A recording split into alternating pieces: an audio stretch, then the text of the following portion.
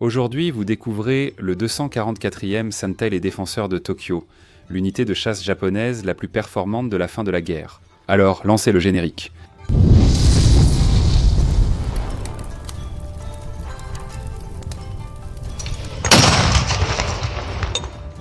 Ce 244e Sentai a été créé le 20 juillet 1941 sous le nom de 144e Sentai. Dès le début, il était déjà basé sur la base aérienne de Chofu-Ali, au sud-ouest de Tokyo, donc il était censé être une unité de défense centrale de la capitale.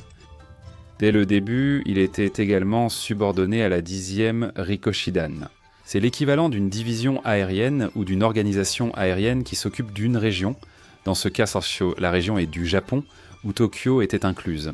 Je sais que lorsque je dis Sentai, vous imaginez autre chose, mais je vais expliquer dans un instant ce que signifie Sentai. Le 18 avril 1942, les Américains ont attaqué Tokyo avec 16 bombardiers B-25 dirigés par le lieutenant-colonel James Doolittle à l'époque. Ceux qui ont vu Pearl Harbor savent que l'attaque a lieu à la fin du film. C'est un film sympa à regarder pour ceux qui ne l'ont pas vu. La question est que, 3 jours avant cette attaque, c'est-à-dire le 15 avril, le 144e Sentai a été renommé du 144e Sentai. Mais alors, le nouveau nom n'a pas vraiment commencé du bon pied, n'est-ce pas ?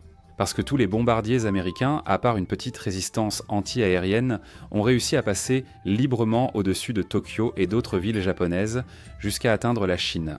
Cela a montré à quel point les défenses aériennes de l'Empire japonais étaient faibles. C'est pourquoi le haut commandement de l'armée a ordonné de renforcer la 10e Rikoshidan. Cela montre que l'attaque de Doolittle a eu un impact psychologique bien plus important que les dégâts physiques, car leurs bombes étaient très peu puissantes. Cependant, malgré la préparation, plus de 2 ans s'écouleraient avant qu'un nouvel avion américain ne parvienne à survoler le territoire japonais pour le bombarder. Cela s'est produit le 15 juin 1944, lorsqu'un groupe de B-29 de la 58e escadre de bombardement a bombardé les aciéries d'Iwata sur l'île japonaise de Kyushu. Le problème, c'est que ces avions décollaient de Chengdu, en Chine, et atteignaient déjà le Japon à la limite de leur rayon d'action. Il était évident que pour attaquer le centre du Japon, il faudrait une base aérienne plus proche.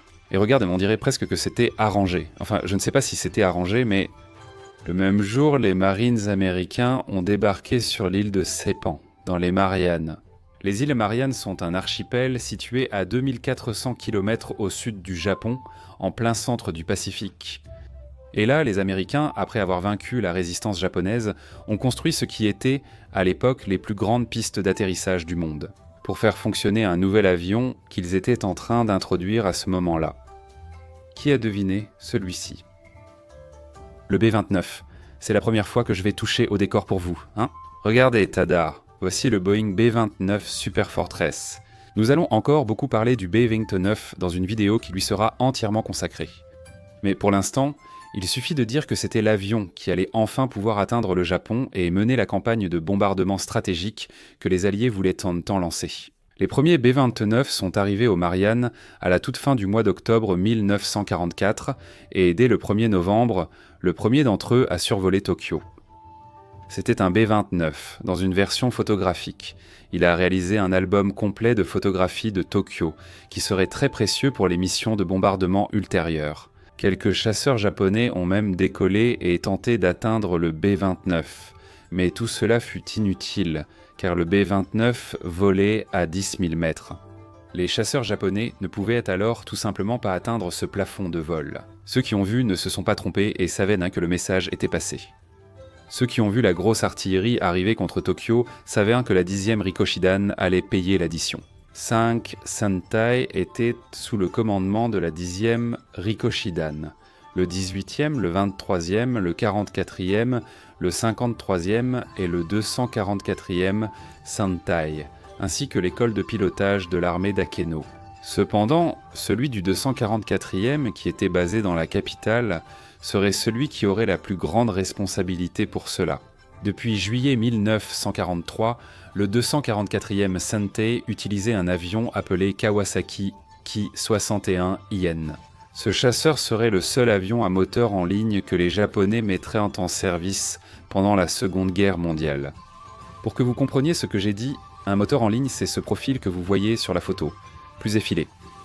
Contrairement aux moteurs radio qui offrent un profil plus arrondi et ouvert. Comme le 0, le Ki-43, le Ki-84 déjà vus dans les vidéos. Ne soyez pas pressés. Les premiers pilotes alliés qui ont vu le Ki-61 en action dans le Pacifique ont même pensé qu'il s'agissait d'un Messerschmitt 109 allemand. Vous réalisez, le Ki-61 était très apprécié des pilotes. Il avait une bonne vitesse de pointe et 2 mitrailleuses de 12,7 mm dans les ailes, en plus de 2 canons de 20 mm tirant à travers les pales de l'hélice. Et toi, quel est ton chasseur japonais préféré de la Seconde Guerre mondiale ? Discutons un peu, dis-moi dans les commentaires ce que tu en penses. Mais en novembre 1944, après de nombreuses défaites navales, la perte de colonies et les bombardements américains, le moral des pilotes japonais était très bas. Et c'est peut-être justement pour cela que le point de bascule le plus important dans l'histoire du 244e Sentai est précisément la nomination du commandant Tetsuo comme chef de l'unité. Ce même mois de novembre, Kobayashi n'avait que 24 ans. Il était le plus jeune des commandants de groupes de chasse au Japon. Il avait en fait commencé sa carrière comme pilote de bombardier léger. C'est dans ce rôle qu'il a attaqué Hong Kong le premier jour de la guerre, là-bas en décembre 41. En 43 lacés, il a demandé un transfert vers la chasse. Après avoir terminé sa formation, il a été tellement reconnu qu'il est resté à l'école de pilotage d'Akeno en tant qu'instructeur. Et cela a duré jusqu'en novembre 1944, lorsqu'il a reçu le commandement du 244e Sentai. C'est bien ce que vous avez compris, n'est-ce pas ? Ce Gascon n'avait aucune expérience de chasse sur Zéro. Mais Teruhiko Kobayashi n'a pas laissé ce fait affecter son commandement. Homme énergique, il dirigeait par l'exemple. Ça rappelle Tommy Blackburn, chef des Jolly Rogers, tu te souviens ? Tu ne connais pas ? Clique sur la vidéo ci-dessus pour en savoir plus. Kobayashi a encouragé ses pilotes en affirmant qu'une unité de chasse se dirigeait depuis les airs. Alors il disait « Suivez-moi les braves ». Il dirigeait lui-même les interceptions depuis le cockpit de son Ki-61 toujours peint avec des couleurs très vives et des inscriptions audacieuses. Comme promis, je vais vous expliquer la signification de ces termes aéronautiques japonais qui vous embrouillent. Sentai est l'équivalent du terme occidental groupe de chasse. Il est composé de 3 shutai ou escadrons. Chaque shutai comptait 12 appareils. Dans le cas du 244e Sentai, ces 3 escadrons étaient hantés le premier, Soyukaze, le deuxième Topu et le troisième Mikazuki. De plus, le 7 novembre, alors que l'on parlait encore du premier survol du B-29 au-dessus de Tokyo, le commandant de la 10e Rikoshidan, le général Kirashiro Yoshida, ordonna à chacun de ses Sentai de créer un groupe appelé Détachement d'attaque spéciale, ou Shinten Sekutai. Il s'agissait en réalité d'attaques suicides contre les ennemis. C'est exactement ce que vous pensez, c'est-à-dire percuter l'un contre l'autre dans leur mentalité. Le B-29 était si grand et l'armement des chasseurs japonais si insuffisant, la collision directe semblait le meilleur moyen d'abattre un tel avion. Peut-être n'avait-il pas tort, vous savez ? Dans la 244e, cette unité a été placée sous le commandement du lieutenant Toru Shinomiya et a été baptisée Hagakuretai, des volontaires des 3 autres shutai pilotés en ces chasseurs. Et avaient leur queue peinte d'un rouge vif, avec la première syllabe du nom de famille du pilote peinte en blanc. Sur la dérive, l'ordre était de retirer tout le poids superflu de ces appareils, tout ce qui n'était pas nécessaire, comme l'armement et le blindage. Kobayashi a refusé d'obéir, conservant l'armement sur ses avions, Shinten. Cela a fait une grande différence pour eux. La première attaque de B-29 partant des Mariannes a été menée par la 73e escadre de bombardement américaine, le 24 novembre 1944 contre Tokyo. Plus précisément, ils attaquaient l'usine de Musashino qui produisait des moteurs d'avion pour les chasseurs Nakajima. Cet objectif stratégique numéro 357 est central dans toute cette histoire. Ce jour-là, une armada de 111 B-29 a décollé des Mariannes et s'est dirigée vers le Japon. Mais ils ont été détectés à mi-chemin par le réseau de radars japonais, ce qui a donné aux pilotes de chasse 85 minutes pour se préparer. Cependant, au point d'interception, les pilotes japonais ont eu plusieurs difficultés à maintenir la formation, l'altitude et même à rester dans la zone d'opération qui leur avait été assignée. Le problème était une condition météorologique appelée jet stream ou courant jet, qui se produit au-dessus du Japon, générant des vents allant jusqu'à 200 km/h. Les Japonais et les B-29 ont aussi été touchés par le jet stream. Sur 111 parties des Mariannes, seuls 27 ont largué leurs bombes sur Musashino à 8000 mètres. Les dégâts à l'usine étant finalement modérés, une nouvelle mission a dû être organisée. Ce jour-là, le 244e Santei a eu son premier contact avec l'ennemi. Mais le résultat n'a pas été très bon et Kobayashi avait encore beaucoup de choses à améliorer. Tu aimes la vidéo jusqu'à présent ? Mets un like, abonne-toi, partage et suis-nous sur Instagram. Sauter, c'est bien aussi. Le 3 décembre, 86 B-29 ont décollé pour attaquer de nouveau Musashino. Cette fois, le 244e Santei ferait payer un lourd tribut. Les bombardiers volants ont déjà été détectés en train de passer au-dessus du mont Fuji en route vers Tokyo. Le détachement Shinten a décollé en premier, avec le lieutenant Toru Shinomiya, suivi du sergent Masao Itagaki, du sous-lieutenant Ganoshin Sato et également du sergent Matsumi Nakano. Ils ont intercepté la formation américaine vers 14 h. Bien sûr, c'est lui, le commandant Teruhiko Kobayashi, qui a ouvert le feu le premier contre les B-29. À partir de maintenant, je vais être didactique et utiliser mon petit B-29 ici et cette pile rechargeable pour représenter les Ki-61. Kobayashi s'est approché de la formation dans une attaque frontale avec toutes les armes, tirant sur le B-29 du colonel Richard King. Il a traversé la courte distance du fuselage, touché l'avant des moteurs et brisé les câbles de commande. Le B-29 de King a alors commencé à tomber lentement en spirale. Le B-29 s'est finalement écrasé à Jindai, préfecture de Chiba, près de Tokyo. Et c'est maintenant que le détachement Shinten est entré en action. Les 4 pilotes volaient à 10 000 mètres. Ils ont reçu par radio l'information que les B-29 étaient mis à 9000, alors ils ont commencé la plongée pour intercepter. Le premier à attaquer fut le sergent Matsumi Nakano, qui calcula mentalement la vitesse d'interception avec l'ennemi. Nakano s'est approché par l'arrière d'une formation de B-29, puis a plongé sous l'un des appareils. En se redressant, il a touché le gouvernail du B-29 du lieutenant Charles Fetter Jr. avec l'hélice de son chasseur. Le B-29 de Fetter a aussitôt chuté, Nakano est aussi tombé. Il a effectué un atterrissage forcé dans une rizière près de Tokyo. Puis le sergent Masao Itagaki s'est approché du B-29 du lieutenant Don Duford juste après le largage des bombes sur Musashino. Voyons ce qu'il a dit. Je me suis approché et j'ai appuyé sur la gâchette, mais mes armes n'ont pas répondu. Je les ai maudites et je me suis baissé pour, désespérément, essayer de les débloquer. Quand j'ai levé les yeux, juste devant moi se trouvait un gigantesque B-29. Surpris, Itagaki tire le manche vers le haut et évite de justesse le fuselage, mais la pointe de son aile gauche coupe en deux, le moteur numéro 3. L'avion commence à tourner et divers débris frappent l'une des bulles qui éclate immédiatement, provoquant une décompression et rendant de nombreux membres d'équipage inconscients. Itagaki s'est projeté hors du cockpit. Mon chasseur est entré en collision avec le B-29 avec une telle force que cela a ouvert mon parachute. Alors j'ai tourné et tourné jusqu'à ce que je tombe, heureusement indemne, dans un champ de riz. Le lieutenant Toru Shinomiya a aussi percuté un B-29 avec l'aile gauche de son avion. Il a eu plus de chance, reprenant le contrôle et atterrissant à Chofu, malgré l'avion gravement endommagé. Et le courage de ses pilotes, dans une situation aussi désespérée que celle-là, n'est pas passé inaperçu auprès du gouvernement japonais. Le 7 décembre, l'empereur Hirohito a institué le Bukosho, l'équivalent japonais de la médaille d'honneur américaine, pour récompenser les actes de bravoure au combat. Le Bukosho était attribué en 2 classes, A et B, la majorité recevant la classe B. Cela rompait avec la tradition japonaise, où seuls les morts étaient honorés pour leur bravoure. Jusqu'à la fin de la guerre, 89 Japonais ont reçu le Bukosho, en majorité des pilotes de chasse. Et devine qui ont été les 3 premiers à le recevoir. Shinomiya, Itagaki et Nakano, ce qui en fait le 244e célèbre dans le monde entier. Seuls 2 soldats japonais ont reçu le Bukosho 2 fois. Et l'un d'eux était justement Matsumi Nakano, qui a réussi à abattre un autre B-29 le 27 janvier 1945, La compétence de l'unité a rapidement été remarquée, et le 19 décembre, ils ont été transférés à la base aérienne de Hamamatsu, près de Nagoya, pour protéger l'usine Mitsubishi de cette ville, qui fournissait 40% de tous les moteurs d'avion produits dans le pays.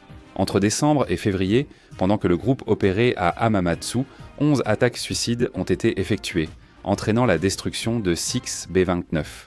Ce nombre inclut une attaque suicide réalisée par le commandant Kobayashi lui-même, qui a percuté son Ki-61 contre le B-29 Irish Lassie le 27 janvier. L'Irish Lassie a finalement réussi à retourner aux Mariannes, mais il s'est écrasé à l'atterrissage et s'est brisé en deux, devenant une épave. Ce jour-là, Kobayashi a survécu de justesse en sautant de son chasseur endommagé. Il a atterri en parachute avec juste une légère coupure au nez. Mais c'est aussi ce jour-là que Kobayashi a perdu son ailier au combat.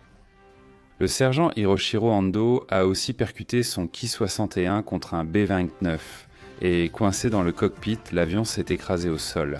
En plus de faire face aux incursions constantes des B-29, l'unité a également commencé à décoller à partir de février 1945 pour affronter les avions des porte-avions américains qui, à cette époque, s'approchaient déjà très près de la côte japonaise, permettant à leurs chasseurs d'attaquer de petites cibles le long du littoral. Ainsi, des pilotes comme Teruhiko Kobayashi, Tadao Shirai, Tsutaya Obara et Jiro Asano ont aussi ajouté des Hellcats et Corsair à leur palmarès. Et ici, il faut souligner l'incroyable action du sergent Tadao Sumi, dans la nuit du 13 mars 1945 au-dessus d'Osaka. Attaquant seul, uniquement guidé par les projecteurs au sol, il a abattu 4 B-29 et en a endommagé 3 autres, restant en vol jusqu'à ce que son chasseur soit à court de carburant.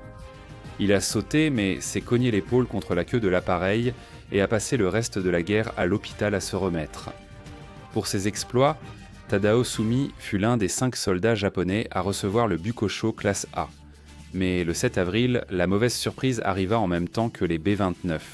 Ce jour-là, les Mustangs du 7e commandement de chasse basé à Wojima escortaient les bombardiers. La mauvaise surprise arriva.